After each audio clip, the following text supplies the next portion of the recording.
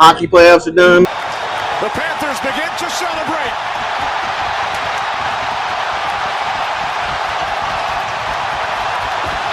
Panther perfection. We got a basketball championship there.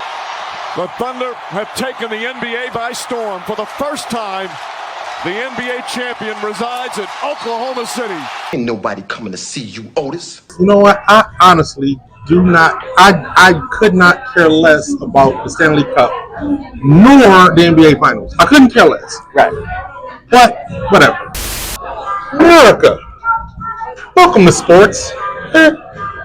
In layman's terms, I'm your guy Willie SoSo, and to my right we have SoSo Franchise. What's up, America? Y'all know what we do, how we do, and where we do it from. Being to you from our favorite watering hole, Snooker's Pool and Pub in Livonia. Coming to you with no coach speak, no media spin, just a couple of guys at the bar with the drinks, of course, talking sports just like you. Let's get on into it. With the first pick in the 2025 NBA Draft, the Dallas Mavericks select Cooper Flagg from Duke University. As anticipated, Cooper Flagg goes number 1. America, I'm not going to belabor this point. I've been on record. I think that Cooper Flagg will be a decent player. I don't think he's going to be the superstar that he's projected to be, but he'll be fine. So with that said, franchise, I just want, let's project 15 years into the future. Give me Cooper Flagg's career stats. Points, rebounds, assists, steals, blocks, any of that. No, shoot. We got to think of it. When was the last great player that came out of Duke that did anything in the NBA? You know? I mean, for a brief moment in time, it was Grant Hill. Yeah. In spurts, Christian Laettner was okay. Zion, when on the floor, is impressive. I don't know. I think Cooper Flagg. I Cooper Flagg. You know, I think he'll be in the NBA. I think he might be like a 16-8, maybe a kind of a guy. Giving him 16-8. Maybe 16-8. You know, 16 points, eight rebounds a game. Yeah, you know, four assists. 4 assists. Yeah, you know. All right. I'm not as optimistic. Not to be fair, I did set the bar at 15-8. That when I first thought about it, I was like, that's an average career. 15-8, that's decent. You know, I don't know if it's Hall of Fame worthy, but I was like, decent. That's a good career, and I was like, he'll be in the league for a while. Yep. Gordon Hayward. Yeah. Coming out of Butler. America, people might view that as blasphemy. I don't really care because I honestly believe that the kid was overhyped a little bit. Not that he can't play, I just think he was overhyped a little bit. I think after adjusting for the times, I came up with like 13-6. And 4 assists, I can live with that. Yeah. I can see that. And then I got to thinking about people like Mo Wagner, who I also was not big on coming out of college. Right. Mo Wagner is actually doing some things in Orlando. Turned into a very good player in Orlando. I mean, I didn't pull up his stats, but I'd be willing to bet he's averaging about 17, 18 points a game. I thought you read that tails on that one. I thought you read your tails on that one. And probably about 6 assists, and not 6 assists, but like 6 rebounds, maybe 5, 6 rebounds, somewhere around there. Yeah. Do we think that Cooper Flagg is going to be better than Mo Wagner? At this point in time, I'm going to say no, because Mo Wagner proved it that he could be this player. Cooper Flagg, he's going to be on a team that always got parts there. He's not going to be asked to do really too much. Okay, so then that's the other part. He's not going to be. I don't think it's going to be as exciting as every time he took the floor. At Duke. Where, you put him in there, he's going to be good for 19 and 9 or whatever. Yeah, but he was a focal point. Right there. Ball came through him. Offense ran through him. It's not going to run through him, I think, in Dallas. I'm sure it's not going to run through him. No. Especially if and when they get Kyrie Irving back. Also, speaking of the pieces that they have, I don't know why everybody is overlooking the fact that Dallas got Anthony Davis in the blockbuster trade with LA. They're going to be a team they're going to be a team that's going to be contending. And because he won't be the focal point, that might be in his favor. Yeah, it might get some sticky points in. That might be in his favor. At which point in time, I start thinking about people like Austin Reeves. Because of LeBron and then subsequently Luka, he sort of kind of like had a sneaky good season because there's nobody focusing on him. Right. So do we think that Cooper Flagg is going to be better than Austin Reeves? Yeah, that's. I want to say yes, but not by a lot. Okay. Not by a lot. It's not going to be like above and beyond Austin Reeves, but I think he'll be better than Austin. Okay, and real quick side note, America, I swear to God, it's purely coincidental that I'm just comparing white guys to white guys. Swear to God, that's not on purpose. Never that way. It's never that way. Never ever that way. I think we better move away from this topic. Any other white guys you want to talk about? He didn't just say what I think he did he? Speaking of white guys, something else has happened in the interim that's sort of interesting. And that is the LA Lakers being sold. Like, apparently everything that the LA Lakers do now is in secret. It just pops up out of nowhere. So the Buss family sells the Lakers for $10 billion. Can't think of the guy who they sold it to, but he owns the Dodgers and a bunch of other sports franchises.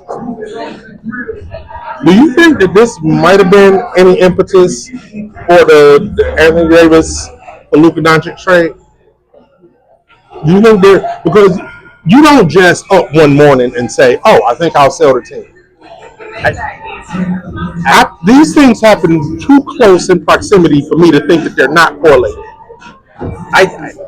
I think yes, but I'm not sure about like what everybody else is thinking about when I say yes. But I think it's like this. Like when you're getting ready to like sell your house, what do?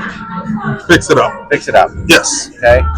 You got an aging LeBron. Yes. Who could have 2 more years left. He could very well could play for 2 more years. Sure. You bring in Luka, who is proven in his he was MVP of the league. He has a championship, I believe, right? No, he doesn't have a championship. No, he went to the final, but lost, right? Yeah. So, like, I think what you're doing, you're firming up the hedges, hedging it up for the future, cutting up cut the grass, looking really good.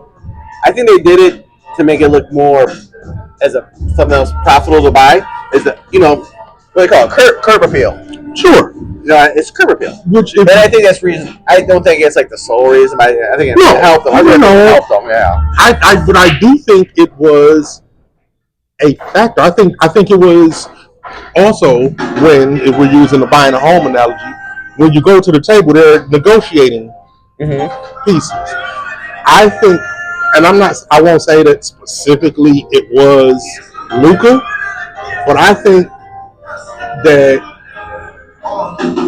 when negotiating this sale, a talking point was, hey, listen, you need to get me a franchise player. Oh yeah. We know that, like you said, we know that LeBron isn't long for the NBA too much more. He's going to retire. I mean, Oh yeah, for sure. So I don't want to buy this team that I'm going to have to rebuild. No, and Go get me my franchise player. Yep, and like I said, it totally has something to do with it. Totally.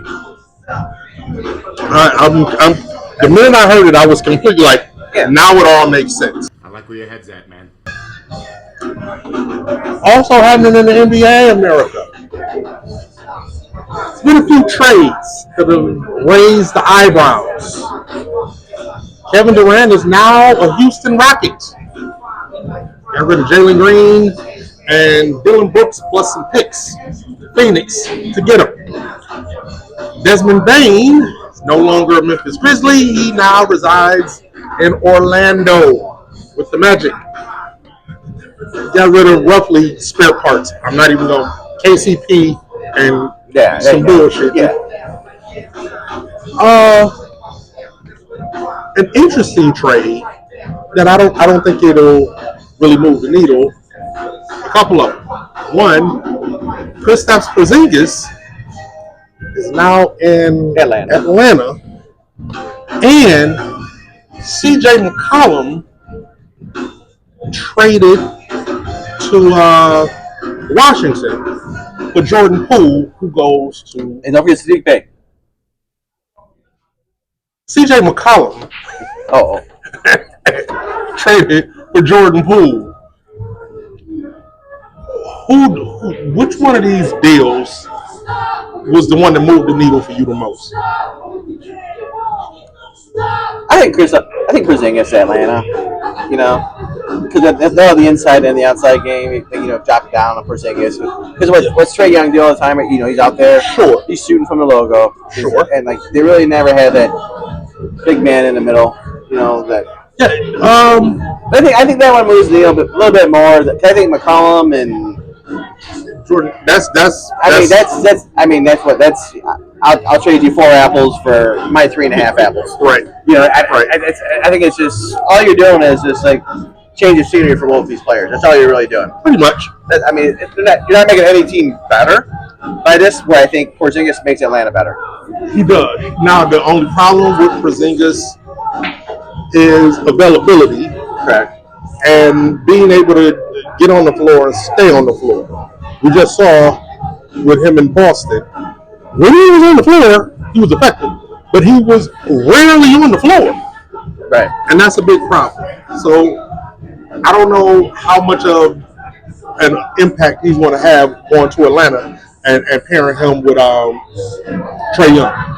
But I had to think about it for a minute and think about what pieces are still in Houston, because I think Kevin Durant going to Houston is going to be interesting. And they just re-up with Fred VanVleet. And they still have, and I can never pronounce his name right, Alperen Sengun. Yes, wrong guy. I think it's Alperen Sengun. Yeah, I would give the guy totally disrespect. Me even trying to pronounce his name. Yeah. But he's an up-and-comer. I like him. He's sort of kind of like a Joker light. He's not Nikola Jokic, America. He's not dad bod. He's like cool uncle. He's the cool uncle. The cool younger uncle. Cool younger uncle. In fact. Yeah, there you go. Yeah. You're not dad bod guy. And again, I swear to God, America, I'm not just sitting here exclusively comparing white guys. I know, it it's like it to me, guys. It just keeps going that way. Just drop a little message below and say, yes, he is. Purely coincidental. Purely. Oh, you motherfuckers. Okay. Never talked about this. We were talking about hockey. Because there are no black guys. Oh, yeah. But I think him with VanVleet and KD, that sort of kind of forms a big three. And oh wait, they still also have Amen Thompson, who is on his way up. So that might be the one that I'm sort of kind of like my eyebrow raises the most on. Then there's the Desmond Bain thing going to Orlando. Which I think that trade there put the rest of the East on notice. Hey, we're trying to get better now. What are you guys going to do? And that makes them exponentially better. Right. Because Banchero and Mo Wagner, they've proven that they can play well together and they can be productive together. They're going to have some people that can shoot a three in Orlando. Yeah. Not only that, but Desmond Bain brings a defensive presence that they might be lacking a little bit.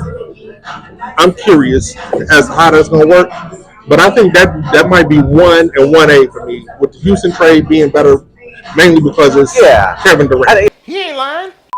But LeBron James and Steve Nash have a podcast. Is it them two? It is. I thought him and Reddick had one. They did. But since one of them is the head coach of the other. This one's the boss? They switched that up a little bit. Oh, yeah. Yeah, and by one is the boss of the other, I mean LeBron is the head of JJ. I mean, yeah, right. Yeah, if you're the boss, you gotta have your head coach on. Yeah. But on this podcast recently, LeBron said the following. I don't know why it's discussed so much in our sport and why it's the A-all, B-all of everything. Like, okay, you weren't a great player if you never won a championship. Yeah. It's like, or if you won one, then you can't be in the same conversation with this person. So LeBron's talking about ring culture and how that sort of kind of defines NBA players' greatness. Does he have a point, or is this just sour grapes because people just refuse to hands down say that he's the GOAT? There's always that looming cloud over his head called Michael Jordan. I actually think he has a point. I really do. And I wish I came a little bit more prepared for this, because I really wish I had the numbers to support this. Because as soon as I started talking about it just now, I started thinking about, we all know Jordan had 7 rings, right? 6. So he had 6? Yeah. And during them 6 championship series, how many of them seasons did he have Scottie Pippen on the team? All of them. Okay. So we look at Michael Jordan as one of the greatest players because he's had 6 rings, right? Right. But when it comes to the ring count, you know, when LeBron said like 6, yes. Okay, but like, we're not going to talk about Scottie Pippen that way. True. Even though he has the same number of rings as Michael Jordan. Absolutely. You know? So I think I think LeBron has a point. I want to add something to your point. Robert Horry, who played in the same era, has 7 rings. And we'll never talk about Robert Horry and Michael Jordan in the same context. Yeah. So the funny part is, I think 2 things can be true at once. A, I agree with you and LeBron to a degree that, rings don't validate the greatness. If rings validate the greatness, and this is one thing that when this conversation always comes up, people go, if Jordan is a GOAT, well, Bill Russell got 11 rings. Right. Which is true. Yeah. Bill Russell also only played against 8 teams. Yeah. When he won. I think back in the day, Bill Russell might have been the tallest player ever lived for 10 years. Between him and Will. Yes. Right. You know? So I get where he's coming from. I truly do. And I tend to agree with him. But here's where that agreement stops. Just like you said, Pippen has 6 rings, just like Jordan has 6 rings. But we don't talk about Pippen when we talk about Jordan, right? Yeah. When it comes to we judge somebody by how many rings he has. You know why? Because we all watched it. Jordan was the most dominant player in the league from the time he stepped on the floor to the time he left. Absolutely. If you take the rings away, He was still the most dominant player that we've ever seen in our life. The example that I give, when he was getting beat up on in the 80s by our Detroit Pistons, he was still averaging 35 to 40 points a game against them. In that era, he's the most dominant. So even if you strip the rings away, Jordan is still that dude. Right. Here's where I figure that it's just sour grapes for LeBron to even bring this up and have a commentary about it. No matter what he does, no matter how many accolades, probably got a lot of escalades too. Yeah. No matter how many accolades he gets, no matter how many records he breaks, he will always have that cloud over his head in a lot of people's minds, especially people who grew up during the Jordan era. Right. And he's butthurt about that. Oh, I think he is, for sure. He is I mean, wholly butthurt about that. But you know what? I think if, honestly, I know, shocker people, but if like Ron won 6 on the same team, then we can sit there and talk, oh man, these guys are head to head. You know, but you know, LeBron going to here to there to there. And listen, and you know what? That is also true. You know, if you would say for Cleveland for all 6, then I think this debate is a lot closer than you know. That's a fair point. So that's a fair point. I can't disagree with that at all. I just find it interesting that he'll always be. He's going to be number 2. Yeah, no matter what. No matter what. There's nothing he can do about it. No. He needs to get over it. He does. Pivot!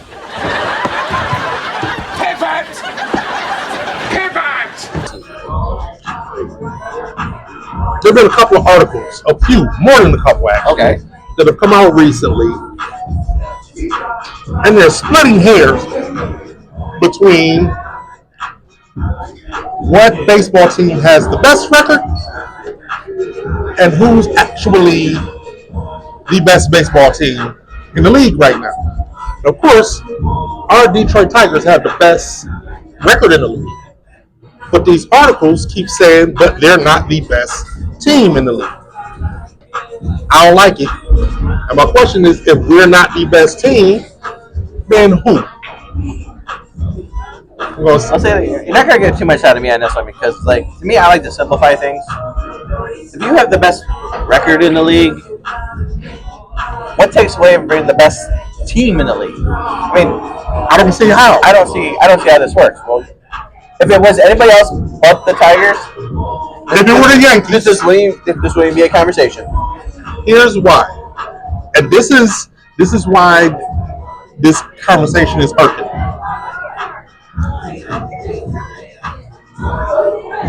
I asked the question: if we're not the best team, then who? Some of the answers that have come in: the Yankees, the Mets, the Dodgers. What do all of these teams have in common? Hundreds of millions of dollars on their payroll. They have superstars. That's the only difference between them and us. Yeah. I mean, there's, like you said, you're not gonna get too much. Like, to me, if you have the But best, the narrative hurts me though. But if you're the best team in baseball, if you have the best record in baseball, since I was 5 years old, if you have the best record in baseball, if you're the best record of any league, you're the best. You're the best team. Yeah. Until proven otherwise. So now, it's like now all these writers and all these, talking heads, they always try to find a different angle just to get their name out there to be heard, or so and so said this. Guess what? We're not going to do that here. Hey, it's going to be pretty simple. Best record in baseball. You're the best team. Best team in baseball. Period. I mean, I really. At the end of the day, the best team in baseball ends up going to win the World Series. It would be one thing if it were like some Yahoo out of left field, but these are reputable Right. sources and multiple sources. But the one thing that they won't do is absolutely tether themselves to a team. They'll skirt around and say, oh, well, the Mets this and the Yankees that and the Dodgers, but they won't pinpoint. They won't say the Mets are the best team in baseball. No. The Dodgers are the best team in baseball. The Yankees are the best team in baseball. But you can sit here and say the Tigers aren't. And it shows because one, you never see any Tiger highlights at all. And I hate it. Never none of them. And like they cater to the markets that are they're going to cater to the New York market. They're going to cater to Los Angeles market. They're going to cater to New York, LA, and that's what they're going to do. Chicago. Yeah. They figure, well, these are the most people watching our show, so we're going to cater to them. And which is, I think, is probably one of the stupidest. Like, so I'm dying how to run a show. I'm justified in being aggrieved about this. Oh yeah. Okay. Yeah, absolutely. Because to me, you got the best record in baseball. You're the best team in baseball. It's that simple. Because I don't want to sound like I'm sour grapes. I'm not LeBron. I don't want to sound like sour grapes. No. Okay. Just checking. No, just checking. You have the best record in baseball. Guess what? You're the best team in baseball. Because at the end of the day, they'll have a ranking. Who's going to be number one? Team with the best record in baseball. Pretty much. That's how it works. Now, speaking of the best, we're getting close to All-Star game for baseball. Oh shit! You know it's coming, don't you? Yeah. I don't know if I saw it in the notes. So let me double check my notes. Okay. So, as far as All-Star voting is concerned, at present, Aaron Judge has the most votes. No shit. Oh, what market you play in? For the American League, we're talking about. But if they were to play the All-Star game right now, there would be at least 4 Detroit Tigers starting. Of course, there's our all-star pitcher, superstar, Tarek School. He'd be the starting pitcher. Riley Green, steady Eddie as he is, would be starting in the outfield. Gleyber Torres, who ironically we got from New York, would be starting at second base. And number 4, Joe Dingler, catcher. no, try again. Close, first base. Not even close. I'll save you the trouble. Javier motherfucking Baez. 1-2. Oh, it stayed up. Baez hits it high in the air, deep left field to the wall. It is gone. A Javi Baez grand slam. Baez hit a 3-run homer back in the 6th. And Baez cranks this deep to left. Way back there. Goodbye. The whole section's over. There's a long fly ball. Center field. Baez tailing it back. He's at the wall. Oh, don't do it to him, Javi. He used to be a shortstop. Now he's a dazzling outfielder. This is what I mean. He always pronounces his name wrong. It's Javier Baez.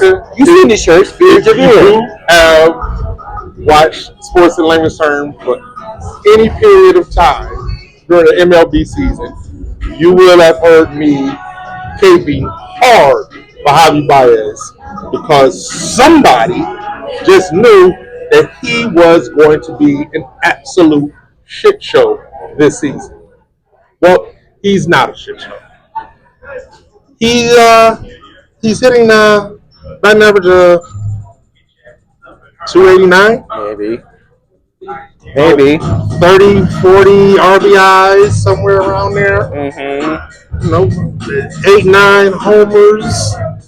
And playing out of position, which America, if Javi makes it to the All-Star game as a starter, he'll make it as a center fielder.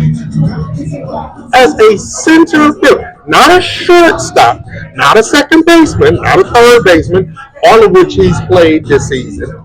As a center fielder. Are you sold on him yet? No.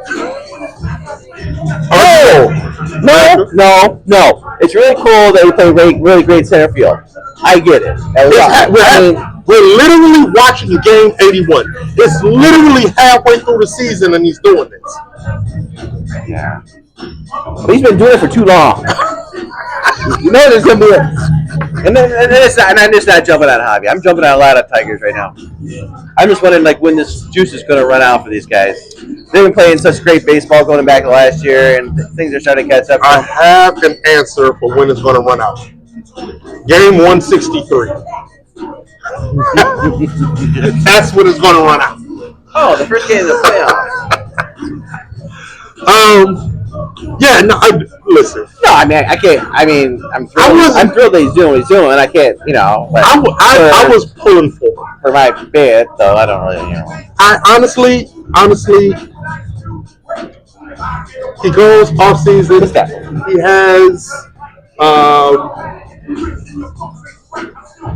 has, off season hip surgery.